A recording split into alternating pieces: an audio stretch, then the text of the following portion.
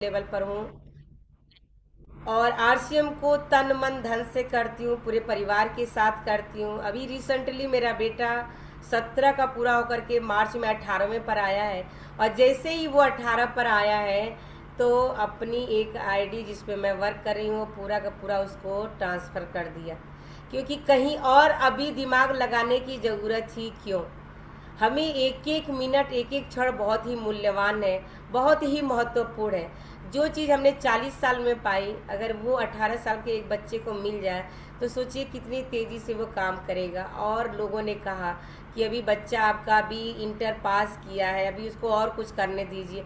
हमने कहा वो उसके जो शौक़ है वो करते रहे, जो भी वो करे वो करते रहें, पर करना तो आरसीएम ही है। क्योंकि 13 साल हमने जिस चीज़ में लगाया है और जो जिस लंबे सफ़र यहाँ तक मैं लेके आई हूँ, इसको और आगे कौन बढ़ाएगा।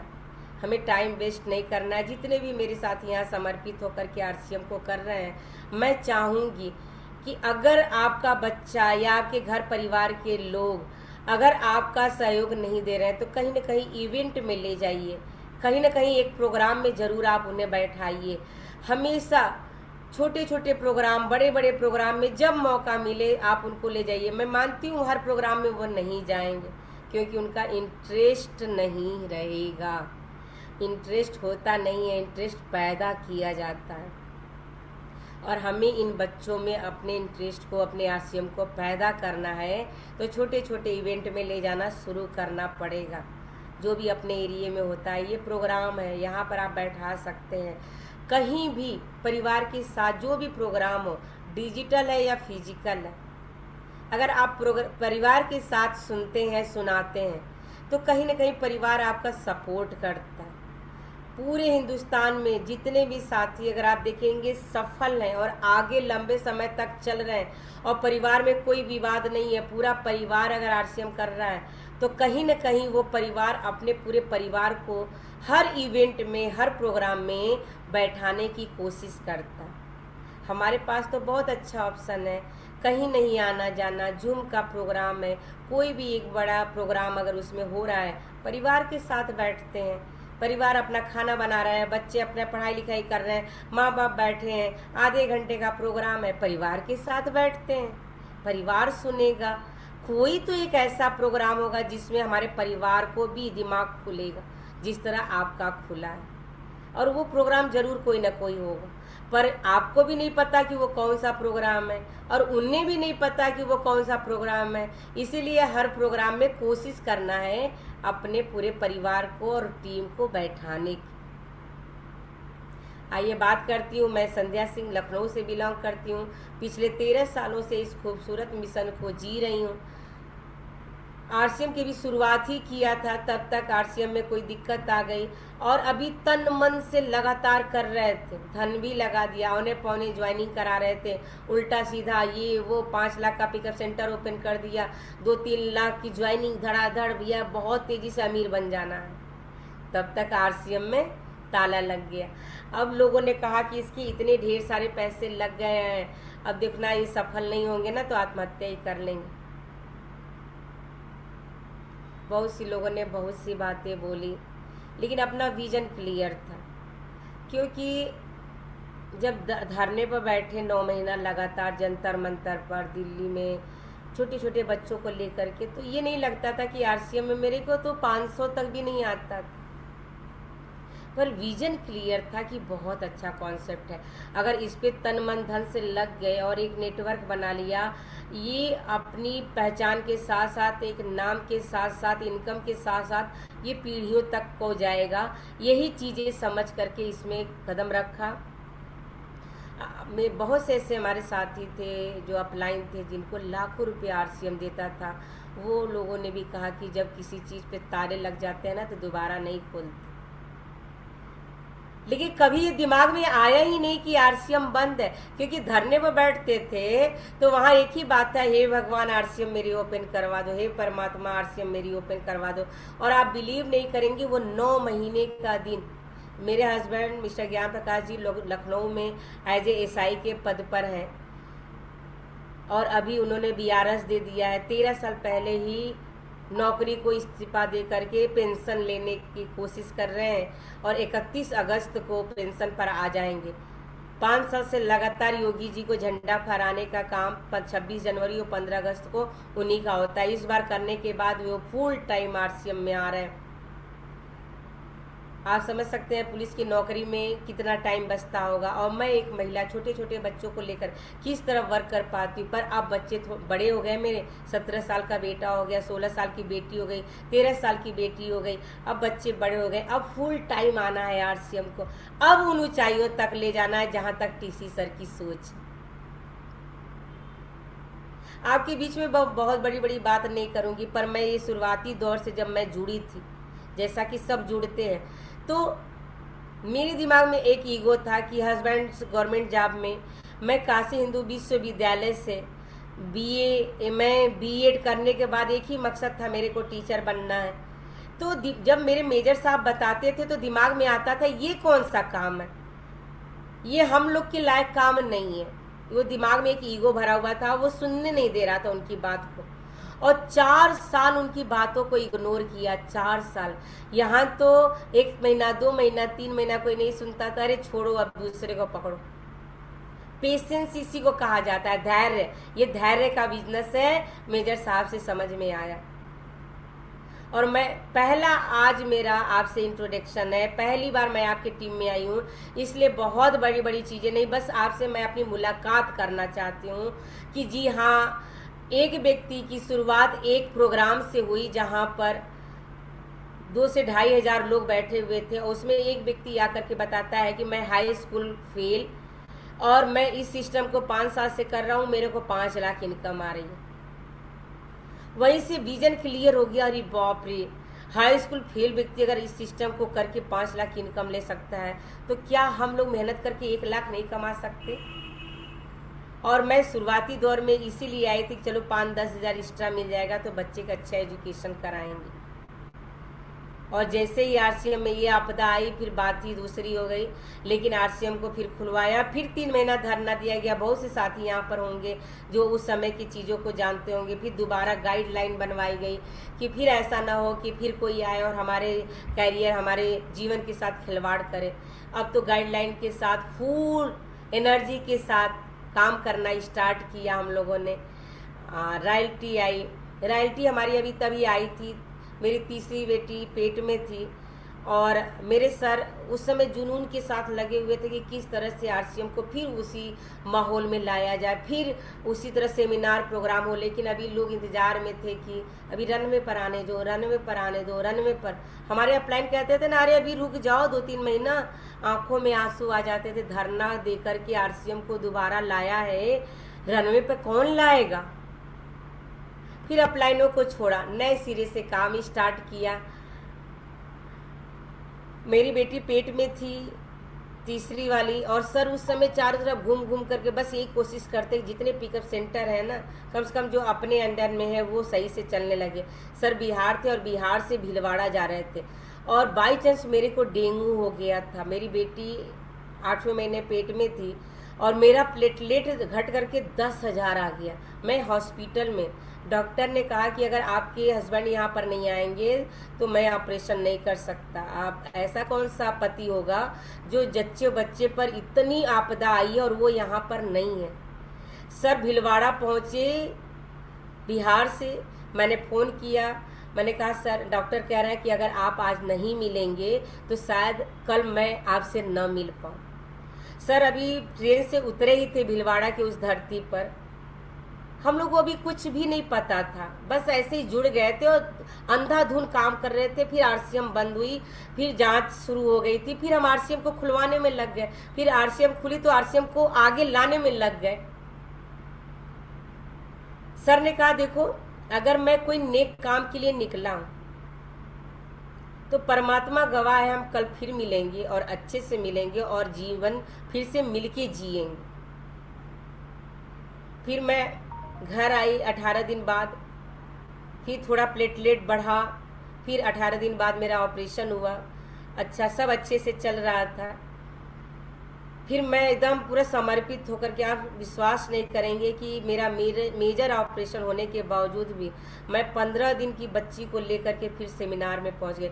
15 दिन क्या, यहाँ तो 1-2 महीना लोग सेमिनार में हमारे मतलब लोग रेस्ट करते हैं, बेड से नहीं हिलते हैं।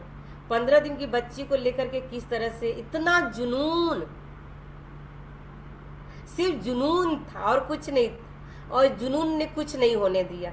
मेरी बेटी अच्छे से चल रही थी, बी मेच्योर होने की वजह से हम लोगों ने ध्यान नहीं दिया और उसको खून नहीं बन रहा था शरीर में। फिर 3 महीने बाद एक दिन ऐसा टाइम आया कि मैं बच्ची को लेके हॉस्पिटल जा रही थी, उसकी सांस रुक जा रही थी। दिसंबर का महीना था, 12 बजे रात में मेरी बेटी का सांस रुक गई। हम लोगों ने बाइक रोका और उसके हाथ पैर को मल रहे थे। हमारे दिमाग में ये बात आई, अगर आज मेरे पास कार होता तो हम अपनी बच्ची को बचा लेते। लेकिन थोड़ी गर्माहट हुई, उसकी गर्दन हिली, फिर तुरंत बाइक की स्टार्ट की और हॉस्पिटल भाग के गए। और 3 महीना मेरी बेटी आईसीयू में थी, उसका ब्लड ही नहीं बन रहा था। 3 महीना आईसीयू में। आप बिलीव नहीं करेंगे, जो बच्ची 3 महीने की बच्ची को हम लोग अपना प्रोडाइट का छोटा सा डिब्बा आता था, चुपके से उसके दूध में 1-2-3 चम्मच तो दूध पीती थी, उसमें प्रोडाइट डाल के चोरी से आईसीयू में हम हस्बैंड वाइफ अपनी बच्ची को पिलाते थे। इतना जुनून, इतना विश्वास था आरसीएम और आरसीएम के प्रोडक्टों पर। अब समझ में आता है, मतलब अगर मैं लोगों को बताती हूँ तो लोग कहते हैं आप अपने बच्ची के साथ खिलवाड़ कर रहे थे, कुछ हो जाता तो। हमने कहा कुछ होता ही नहीं ना, विश्वास था कि आरसीएम का ये जो प्रोडक्ट हमारा ना, हमारे बच्ची को जीवन दान देगा।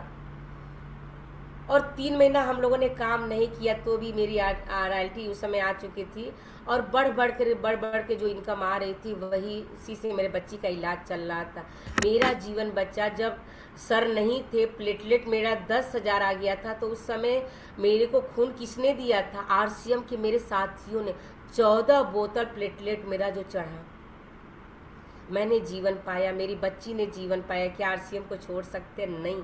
और उसी तेजी जुनून के साथ हम काम कर रहे थे, दिन रात, बस एक ही मकसद, एक ही, किस तरह आरसीएम को पूरे रंग में ले आया जाए। और बहुत अच्छे से सब लोगों ने, पूरा हिंदुस्तान ने मिल के काम किया। रॉयल्टी आई, टेक्निकल आया, टीम लगातार काम करे थे। उसी बीच एक और आपदा आ गई, आप सब जानते हैं, जी हाँ, कोरोना काल में बड़े बड़े विचार, बड़े बड़े ख्वाब, बड़े बड़े सपने, जैसे लग रहा था सब बेकार हो जाएंगे, लेकिन नहीं, यही जूम, इसी जूम ने संभाला फिर से आरसीएम। 10-15 लोगों को जूम का शुरुआत करके हम लोगों ने रिचार्ज करके करना शुरू किया। सब लोग डरते थे, अरे कुछ हो जाएगा तो, अरे क्या हो जाएगा, आरसीएम तो है ना। फिर वही मैं विजुलाइज करवाती थी 15-20 लोगों को लेकर के कि मेरा मकान बन रहा है, मेरे अकाउंट में इतनी इनकम आ रही है, मेरी टीम में इतनी रॉयल्टी अचीवर है, 1000 महिलाओं की मीटिंग हो रही है, ये हो रहा है, वो हो रहा है। हर दिन मैं विजुलाइज करवाती थी 8, 10, 15 महिलाओं को लेकर के बैठ करके जूम पर, दोपहर में 1 बजे, और शाम में सर मीटिंग करते थे, दोपहर में मैं करती थी। और यही 1 बजे का वो टाइम होता था जब मैं विजुलाइज करवाती थी, ये 1000 महिलाओं का प्रोग्राम है। पहले लॉकडाउन से दूसरे लॉकडाउन में आते ही, दूसरा लॉकडाउन जैसे ही आया, मैंने मकान बनाना शुरू कर दिया। आप सोच सकते हैं, लोगों के जहाँ खाने के लाले पड़े थे वहाँ मैं मकान बना रही थी। जहाँ दूसरे लॉकडाउन में मेरी एमराल्ड की पिन फाइट हुई, आप सोच सकते किससे? जूम से। जूम पे दिन रात हम लोग 10-10 मीटिंग करते थे, सब लोग घर में पड़े रहते थे, इकट्ठा करते थे, कोई काम और नहीं था, बस जूम, लगातार जूम पे सुबह शाम। पहले लॉकडाउन में तो मैं बच गई, दूसरे लॉकडाउन में सर, जैसा कि आप जानते हैं पुलिस विभाग में है, सर की ड्यूटी लगी इलेक्शन में और सर पॉजिटिव हो गए, और सर के साथ साथ मैं भी पॉजिटिव हो गई। 3 बार पॉजिटिव मैं पाई गई, और इतनी ज़्यादा पॉजिटिव होने की वजह से मेरा जो ये लंग था, फेफड़ा, वो बिल्कुल 90% डैमेज हो गया। एक टाइम तो ऐसा भी आया कि डॉक्टर ने सिलेंडर भी हटा दिया, कहा शायद अब मैम नहीं है। आप बिलीव नहीं करेंगे, डॉक्टर ने मेरे से पूछा, मैडम आप ठीक है? मेरे को ना दिखाई नहीं दे रहा था, पर मैंने कहा पीछे के रूम में मेरे 3 छोटे छोटे बच्चे 17 दिन से बंद पड़े हैं, मैंने उनको देखा नहीं है, मेरे को उनको दिखा दीजिए, मैं बच जाऊंगी। मेरे सर बिल्कुल सोफा पर बैठ गए थे। मैं आपको बताऊं, अगर मैं घर में नहीं होती तो आज शायद मैं आपके बीच में नहीं होती। उस समय तो ऐसी हालत थी कि कुछ भी हो सकता, लेकिन मैं घर में थी, एक पुलिस वाले की वाइफ थी, इसलिए इतनी फैसिलिटी थी कि सिलेंडर मिल जा रहा था। लेकिन मैं धन्यवाद देती हूँ न्यूट्रिशियन का कि उस समय S5 को तोड़ तोड़ के सर केतली में डालते थे और मैं भांप लेती थी। जैसे मैं भांप लेती थी तो मेरा सूजन कम होता था, तो मेरे शरीर में ऑक्सीजन जाता था। दिन भर में सैकड़ों बार भाप लेती थी। न्यूट्रिशन ज़्यादा नहीं लेती थी क्योंकि जो मेरा लीवर था वो डैमेज हो गया था, बहुत दिक्कत होती थी सांस। पर वो S5 ने मेरे को जीवन दान दिया। S5 ने मेरे को बचाया। एक दिन में एक एक पत्ता, सब 15-15, 20-20 पत्ता हटा देते थे, उसका निचोड़ डालते थे, भाप लेती थी, जिसकी वजह से मेरे को सांस लेने में दिक्कत नहीं होती थी, सूजन सही हुई। मैंने बच्चों को देखा उस वक्त भी, जहाँ पर भाई भाई को देखना पसंद नहीं करता था, पड़ोसी पड़ोसी को नहीं, दरवाजे खिड़कियाँ बंद हुआ करती थी, उस समय RCM का एक मेरा भाई 1 महीना लगातार खाना बना के लाता, टिफिन दरवाजे पर रख देता, मेरे बच्चे वो टिफिन उठा के ले जाते, कैसे खाते पीते नहाते धोते कैसे रहते पता नहीं। पर अगर वो 1 महीना वो खाना अगर उसको न मिलता, क्या बच्चे रहते? जैसे बच्चे खा के कमरे में चले जाते थे, मेरे सर जाते थे, जो कि सर भी पॉजिटिव थे, फिर भी सर जाते, बर्तन धो करके फिर ला करके फिर वही टिफिन गेट पर रख जाते थे, फिर वो टिफिन लेके जाते थे, फिर शाम में ले आते थे, जिसकी वजह से आज मैं हूँ, मेरे बच्चे हैं। क्या मैं RCM और RCM वालों को छोड़ सकती हूँ? RCM सिर्फ RCM नहीं है, पता नहीं किसके लिए क्या है, मेरे लिए तो मेरा जान है, दिल है, धड़कन है। अभी कुछ भी नहीं किया, अभी तो RCM के लिए हमने कुछ भी नहीं किया, अभी तो बहुत कुछ करना है। इसीलिए मैंने कहा, हे परमात्मा, अगर तुमने दोबारा मेरे को जिंदगी दी है तो अब तो लेना नहीं, और लेना तो 110 साल से पहले तो लेना नहीं। और मेरी एक ही मकसद है कि जब मैं इस दुनिया से जाऊं ना, तो लोग कहें दीदी एक प्रोग्राम दे के ही मरना, यही ख्वाहिश है। और मैं उस तिरंगे में लपेट के जाना चाहती हूँ जिसमें APJ अब्दुल कलाम जी को आपने देखा होगा। APJ अब्दुल कलाम जी जब इस दुनिया से गए, उस समय वो लेक्चर दे रहे थे, बच्चों के भविष्य कैरियर की बात कर रहे थे उनसे, और उसी समय उन्हें हार्ट अटैक आया, इस दुनिया से गए। पर आप देखिए, जब वो गए तो पूरा हिंदुस्तान ही नहीं, पूरा विश्व की आंखों में नमी थी। ऐसा मैं मौत मरना चाहती हूँ, इतना बड़ा मैं करना चाहती हूँ RCM को, और तब तक तो मैं जाऊंगी नहीं। अगर जाना होता तो शायद मैं आज आपके बीच में होती। अब आप बताओ, RCM मैं हूं या मैं RCM? RCM मैं हो गई हूं। अब थोड़ा सा भी अगर मेरे को प्रॉब्लम होती है, कोई दिक्कत होती है, मैं 40, 42, 50 सेंटीग्रेड में, आप इतनी धूप में क्या जरूरत है, शाम में भी कुछ दिखता ही नहीं है। अब तो बहुत तेजी से RCM को आगे बढ़ाना है, आप सबके साथ मिलकर के, पूरे हिंदुस्तान के साथ मिलकर के इसको विश्व स्तर पर मान्यता दिलानी है। और मान्यता हमारे समाज में कब मिलेगी? आज हम बात करते हैं लोगों से, तो लोग खेती पे विश्वास कर लेते हैं, नौकरी पे कर लेते हैं, पैसा लगा करके व्यवसाय पे लोग विश्वास कर लेते हैं। लेकिन जब हम डायरेक्ट सेलिंग RCM की बात करते हैं तो लोगों के दिमाग में क्या आता है? अरे ये आलतू फालतू लोगों का काम है, ये जो बेरोजगार है ना उनका काम है, या हमारे लायक नहीं है, या हम नहीं कर पाएंगे भैया, ये कंपनी के चक्कर में हम नहीं पड़ेंगे। मेरे साथ ऐसा होता है, आपके साथ भी ऐसा होता है क्या? क्यों ऐसा होता है?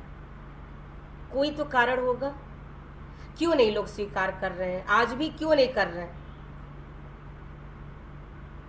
क्योंकि हम सामाजिक मान्यता नहीं दिला पाए आरसीएम चाहे डायरेक्ट सेलिंग अभी भी।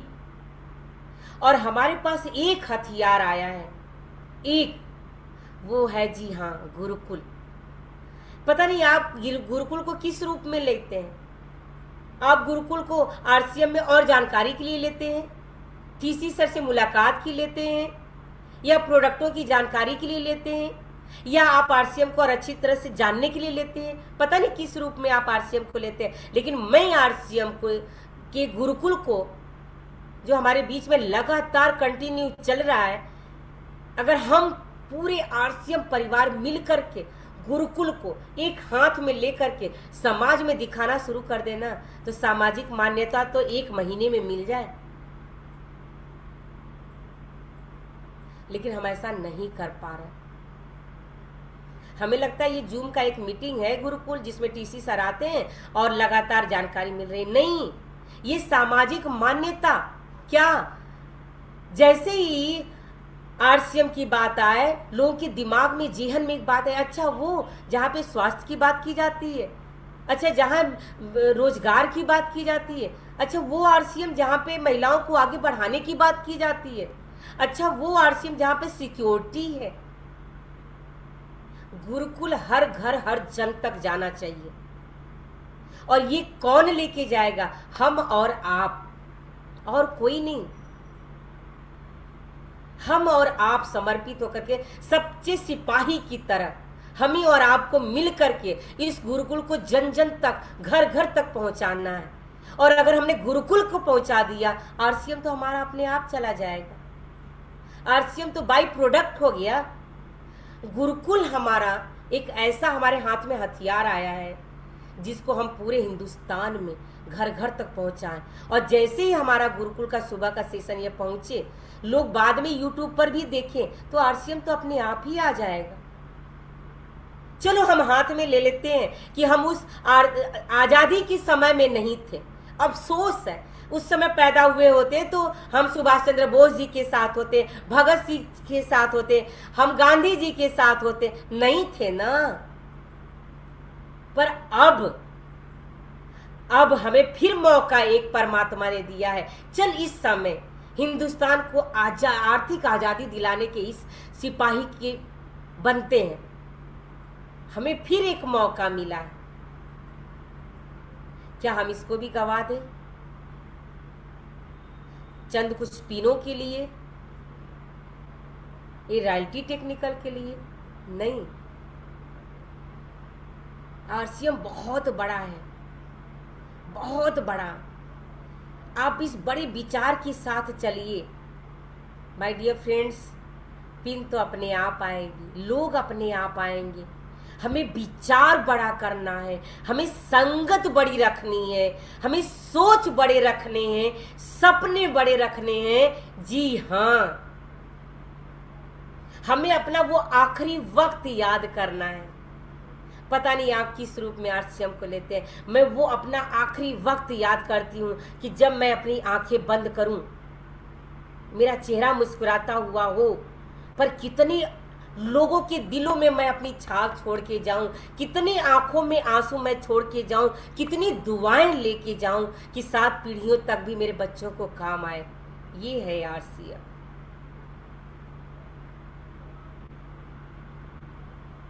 आरसीएम रोटी कपड़ा और मकान देता है। आरसीएम रुपया छाप मशीन है, लेकिन आरसीएम रामचरित्र मानस भी है। आरसीएम मेरा दिल और जान है, और आपकी भी। इसीलिए आप लगातार निरंतर आ रहे हैं। लेकिन मेरा मानना है कि अगर हम तेजी से काम करना चाहते हैं, तो सबसे ज्यादा हमारे पास जो इस समय सहयोग कर रहा है वो है जूम। फिजिकल भी करना है, फिजिकल भी, लेकिन डिजिटल कोरोना के बाद मेरे को समझ में आया। इसीलिए जब बीसी सर ने एक दिन फोन किया यान सर को, कि ज्ञान प्रकाश, ज्ञान सर को टीसी सर, बीसी सर दोनों मानते इसलिए क्योंकि धरने में सर ने 9 महीना लगातार वहाँ पर मेडिटेशन कराया था, कोई लेवल नहीं था, लेकिन अपनी नौकरी को दाव पे लगा करके, जहां पर मीडिया का जमाना था, हमारे अपलाइनों ने फोन करते थे, संध्या जी ज्ञान प्रकाश को रोक लीजिए, मीडिया का जमाना है, फेसबुक का जमाना है, एक पुलिस वाला धरना दे रहा है, अभी अभी अधिकारियों तक बात पहुंच जाएगी ना तो कोर्ट मार्शल हो जाएगा, जमानत भी नहीं मिलेगी।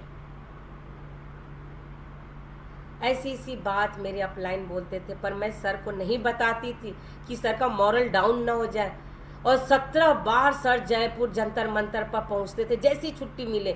मैं एक बात आपको बताना भूल गई कि सर इतना विजुलाइज करते थे, इतना मेडिटेशन करते थे कि जैसे ही घर में आ जाए 1 बजे 2 बजे रात में मंदिर के सामने बैठ करके घर में प्रेयर करते थे, मेरा आरसीएम खुल जाए, मेरा आरसीएम खुल जाए।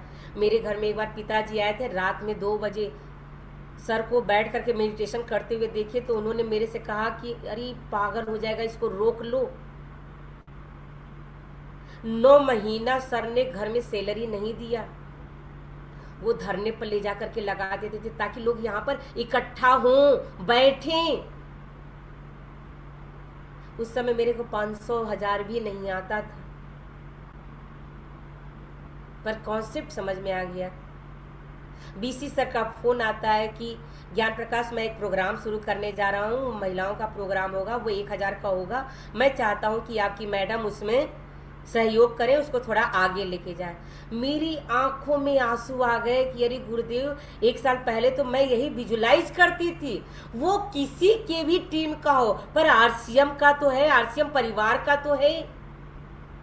और वो दिन है और आज का दिन है, परमात्मा गवाह है, कोई ऐसा दिन नहीं जाता जिस दिन भले मैं वहां पर नहीं हूं तो भी मैं देखती हूँ होस्टिंग कर रहा है, प्रोग्राम किसका है, कौन आज की डेडिकेटेड अपराजिता है, ये तीनों चीज मैं कैचअप करती हूँ। मैं लगातार उस दिन से लेकर के आज 3 साल से ऊपर जा रहा है, ये प्रोग्राम तो मेरा था और न जाने कितनी बहनों का था ये सपना कि इतना बड़ा प्रोग्राम हो जहां पर पूरे भारत से महिलाओं को पहचान मिले। मेरे को पहचान क्यों मिली, मेरे को आप जानते हैं, क्योंकि मैंने जिम्मेदारी ली। मैं पहचान के लिए नहीं आई थी, वो तो बाई प्रोडक्ट है, परमात्मा अपने आप दे देता है। मैंने जिम्मेदारी लिया, किसी भी परिस्थिति में 1 PM के इस प्लेटफॉर्म को पूरे हिंदुस्तान में महिलाओं तक पहुंचाना है। आप भी अगर आप जिम्मेदारी के साथ अपनी टीम का एक मजबूत पिलर बनते कि चलो सुबह गुरुकुल में अपनी टीम को कॉल करते हैं, 1 PM में महिलाओं को कॉल करते हैं, बहन तू आ जाए, बहन तू आ जाए, आज बहुत अच्छी स्टोरी आने वाली है। हमने एक लिस्ट बनाई, हमारे इस ग्रुप में हमारे पास करीब 200-300 महिलाएं हैं, चलो हम सब मिल करके फ़ोन करते हैं और कम से कम 200-300 महिलाओं को फ़ोन करेंगे तो 100 तो आएंगी, 50 तो आएंगी, पर आएंगी तो।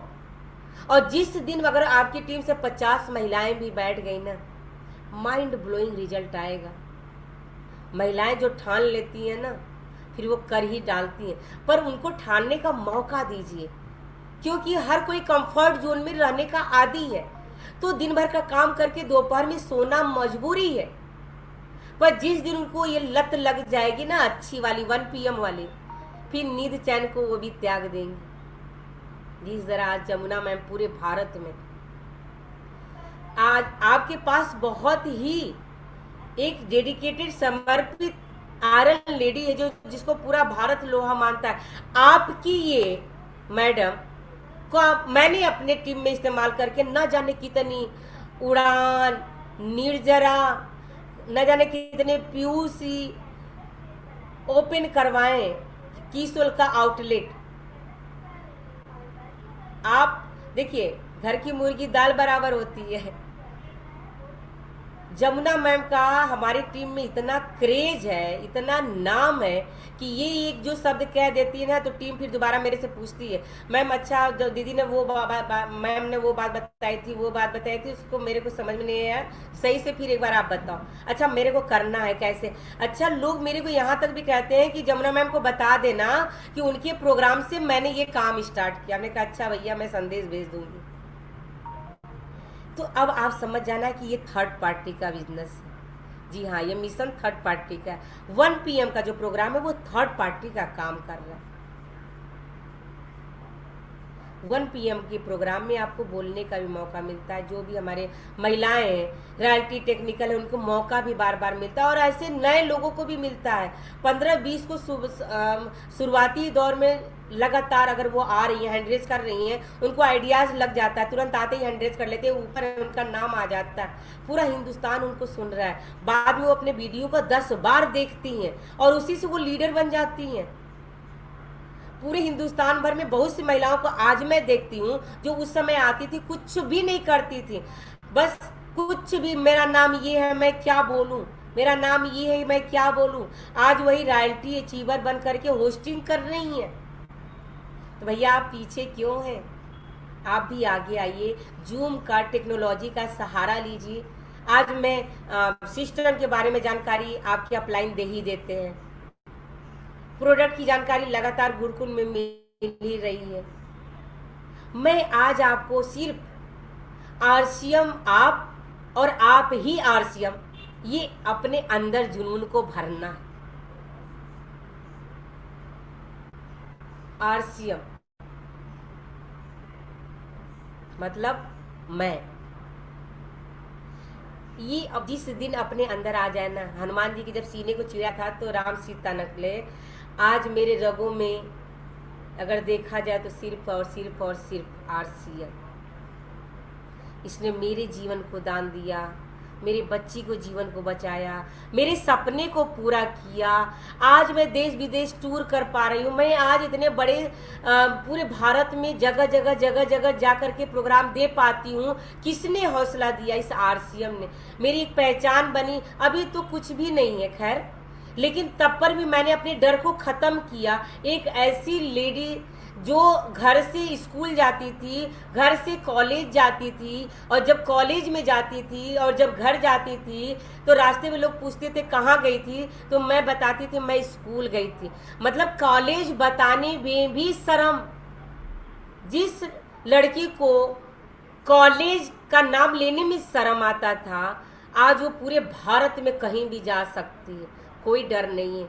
तो इसी तरह तो आप सब भी हैं, जितनी भी मेरी यहाँ बहनें हैं, सबकी अंदर वही काली दुर्गा, जी हाँ सरस्वती विद्या, सब आप ही हो। वो हम नहीं बन पाए, इसलिए हमने एक अवतार दे दिया कि ये काली है, ये दुर्गा है, ये शक्ति की है, ये सरस्वती माता है, ये लक्ष्मी माता है, ये हम ही हैं। और आज मैं जो ये बोल रही हूँ ना, हमारे अंदर 32 करोड़ देवी देवता बैठे हैं। ये पूरे ब्रह्मांड में तरंग जा रही है। मैं पूरे भारत में अपनी पहचान, पूरे विश्व में आरसीएम को ले जाना चाहती हूँ। तो ये मेरे अंदर जो 32 करोड़ देवी देवता बैठे हैं ना, वो सुन रहे हैं। आपके अंदर भी वो 32 करोड़ देवी देवता बैठे हैं, कहीं और नहीं है, वो आपके अंदर ही है। अब मैं, लोग सुनते नहीं हैं, जूम में मैं आ नहीं पाती हूँ, मेरे पास टाइम नहीं है, लोग सामान नहीं लेते, मेरी पिन नहीं बदल रही, मेरा नेटवर्क नहीं फैल रहा, मेरी इनकम नहीं बन रही, ये जो हम बोलते हैं ना, तो ये 32 करोड़ देवी देवता सुनते हैं। वो कहते हैं तथास्तु। तो इसका मतलब ये हुआ, हम जो बोलते हैं, हम जो सोचते हैं, हम जो महसूस करते हैं, हम वही बन जाते हैं।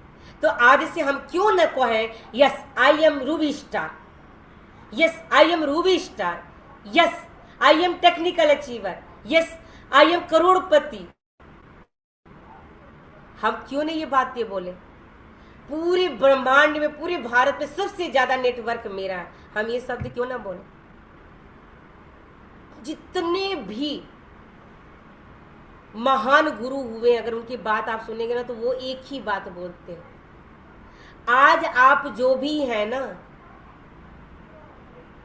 वो जो आपने वर्तमान में सोचा था, उसी का आज आप परिणाम है। लेकिन भविष्य में आपको कैसा बनना है, उसके लिए आज से जो आप बोलेंगे, सोचेंगे, महसूस करेंगे, वैसे ही आप भविष्य में बनने वाले हैं। तो आप कैसा बनने वाले हैं? जी हाँ, आप रूबी स्टार बनने वाले हैं। आपकी पूरे भारत में पहचान बनने वाली है, पूरे भारत में आपका नेटवर्क बनने वाला है। आप एक बड़े लेवल पे जाने वाले हैं, आप कोर टीम का हिस्सा बनने वाले हैं। जी हाँ, आपकी कई पीढ़ियां आबाद होने वाली हैं। नहीं होने वाली, होने वाली है। हमें आज से, अभी से, इसी वक्त से ये नोट कर लेना है कि मुझे ये करना है। आपने जब सोच लिया तो परमात्मा वैसे वैसे रास्ते देना शुरू कर देता है, क्योंकि विजुअलाइजेशन में बहुत बड़ा दम होता है। विजुअलाइजेशन में बहुत बड़ी पावर होती है, बहुत बड़ा दम होता है। ये हम जो आज टेक्नोलॉजी के सामने बैठे हैं ना, ये किसी ने सोचा था, महसूस किया था, उसी का परिणाम है हम और आप। आज जो हम एसी के सामने, पंखे के सामने बैठे हैं, ये किसी ने सोचा था, महसूस किया था, बनाया था, उसका हम लाभ ले रहे हैं। तो आज हम जो बोएंगे, आने वाली 7 पीढ़ियां हमारी उस फसल को काटने वाली हैं। तो हम आज क्या बोने वाले हैं, कितना बड़ा नेटवर्क बनाने वाले हैं, ये हमें आज से, अभी से विजुलाइज करना शुरू कर देना। हम क्या हैं कोई फर्क नहीं पड़ता, हम क्या बनने वाले हैं, इन 5 सालों में क्या हम अचीवमेंट करने वाले हैं, हमें आज से, अभी से यही सोचना है। और जूम का दामन पकड़ करके, जिसकी टीम जूम पे, उसी का बिजनेस आज बूम पर है। पूरे भारत में सर्च कर लीजिएगा, जिसकी बड़ी बड़ी पीने इस समय निकल रही है ना, देखिएगा पूरा का पूरा नेटवर्क उसका इस समय जूम पर है। हम 10-20 की बात करते हैं, हम 100 की बात करते हैं, हम 300 की बात करते हैं, हम 500 की बात करते हैं। यहाँ पे तो लोग 10-10 हजार, हमारी कंपनी भी 1000 से ज्यादा नहीं कर रही, लेकिन बहुत से ऐसी टीमें जो 10-10 हजार लोगों का जूम पे मीटिंग कर रही है। और हम अभी लगे हुए हैं कि हमारा ये नहीं आ रहा, वो नहीं आ रहा, वो नहीं आ रहा, वो नहीं आ रहा है। यस माय डियर फ्रेंड्स, मैं आप सबसे रिक्वेस्ट करना चाहती हूँ कि जूम का सहारा लीजिए, एक लिस्ट बनाइए, कितने मेरे साथी गुरुकुल में आ सकते हैं, कितने मेरे 1 PM में आ सकते हैं, कितने मेरे शाम में आ सकते हैं। हाउसफुल करिए और बढ़ चढ़ करके जिम्मेदारी लीजिए, हिस्सा बनिए RCM का, एक सच्चे सिपाही की तरह। हम उस समय में नहीं थे, पर आज हैं। आने वाले समय में हमारे बच्चे कहें, आर्थिक आज़ादी का जब अभियान चला था ना, उस समय मेरे दादा दादी ने हिस्सा लिया था, और आज मेरे घर में लाखों करोड़ों रुपए आ रहे हैं। आपका नमन करे, 7 पीढ़ियों बाद भी आपके घर में आपकी फोटो लगी रहे, और आपको लोग याद करें कि ये मेरे दादा, ये मेरी दादी जिन्होंने RCM किया, और आज मेरे घर में लाखों करोड़ों रुपया आ रहा है। वरना किसको याद है कि मेरी दादी की दादी की दादी का क्या नाम है, किसको याद है कि मेरे बाबा के बाबा के बाबा का क्या नाम था। क्या हम ऐसे ही गुमनाम जीवन हम भी जीना चाहते हैं? हमें एक मौका दिया है परमात्मा ने, अपनी एक पहचान, एक नाम, और इसी के साथ साथ पूरे हिंदुस्तान में कुछ कर गुजरने का हमें मौका मिला है। जब तक आखिरी सांस में सांस है, मेरे भाइयों, मेरे दोस्तों, मेरी बहनों, RCM का दामन पकड़ लीजिए और 2 से 5 साल समर्पित होकर के जैसा जैसा अपलाइन कहता जा रहा है वैसा वैसा करते चले जाइए। देखिए, जिस लेवल पर आज आपका अपलाइन है, उसी लेवल पर आप भी पहुंच जाएंगे। तैयार हैं क्या? जी हाँ, मेरे को पक्का पता है कि ये तैयार हैं आप। तो इसी के साथ, न जाने कब मौत का पैगाम आ जाए, न जाने कब मौत का पैगाम आ जाए, न जाने कब इस जिंदगी की शाम आ जाए। ऐ खुदा, ऐ दोस्त, मुझे उस दिन का इंतजार है जब ये जीवन किसी भी एक व्यक्ति के काम आ जाए। थैंक यू सो मच, इतनी देर तक आप लोगों ने मेरी बातों को सुना, बहुत बहुत धन्यवाद। दोबारा मौका मिलेगा तो जरूर आएंगे, कुछ बातें बताएंगे। Most welcome ma'am.